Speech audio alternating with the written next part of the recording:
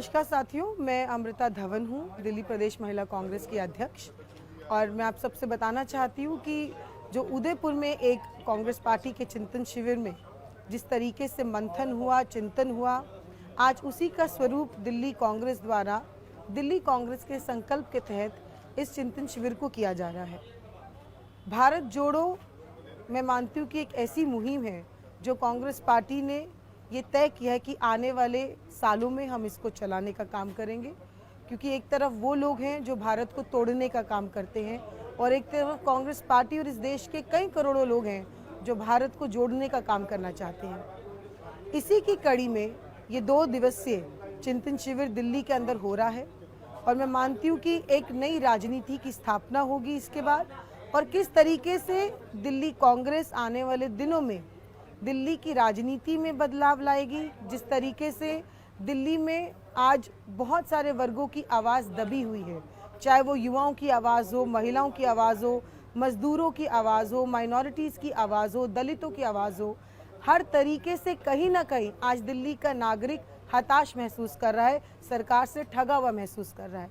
ऐसे में ये बहुत ज़रूरी है कि कांग्रेस पार्टी जो हमेशा से कॉन्स्टिट्यूशन को अपनी रूल बुक मानती रही है और कॉन्स्टिट्यूशन को दायरे में रखकर हमेशा लोगों को आगे बढ़ाने का काम किया है, इसी के साथ साथ इस चिंतन शिविर में जो भी मंथन होकर निकलेगा उसको हम लोग दिल्ली को प्रस्तुत करेंगे और दिल्ली के सामने उसको पेश करने के बाद एक नई राजनीति की शुरुआत करेंगे।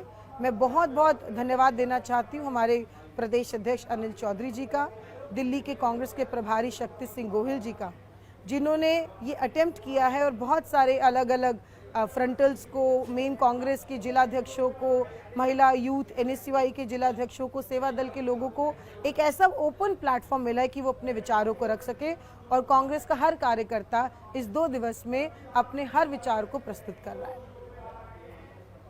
नमस्कार साथियों, मैं कांता शर्मा, जिलाध्यक्ष बदरपुर महिला कांग्रेस।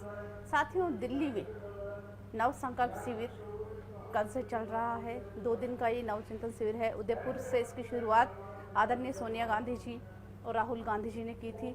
आज नव संकल्प शिविर का दूसरा दिन है और हमें बहुत ही अच्छे अनुभव प्राप्त हुए हैं। इसमें अंग्रेजों के टाइम में हमारे जवाहरलाल नेहरू जी ने जो भारत छोड़ो, गांधी जी ने भारत छोड़ो का नारा लगाया था और आज उस पे चलते हुए भारत जोड़ो के तहत ये शिविर लगाया जा रहा है।